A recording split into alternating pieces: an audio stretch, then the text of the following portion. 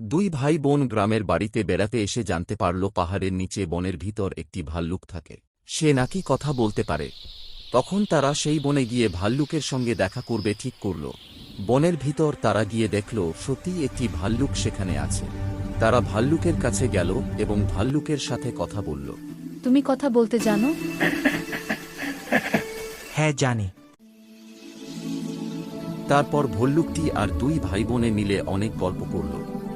হঠাৎ করে আকাশে মেঘ ঘনিয়ে এলো, বিদ্যুৎ চমকালো, সাথে সাথে ঝড় বৃষ্টি শুরু হয়ে গেল।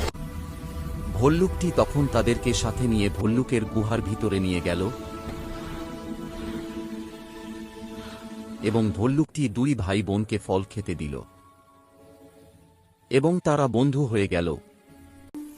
তারপর আকাশ পরিষ্কার হয়ে গেলে তারা গুহার ভেতর থেকে আবার বাইরে বেরিয়ে এলো। কিন্তু কেউ লাইক সাবস্ক্রাইব করেনি বলে ভল্লুকটি ভীষণভাবে কান্নাকাটি শুরু করে দিল।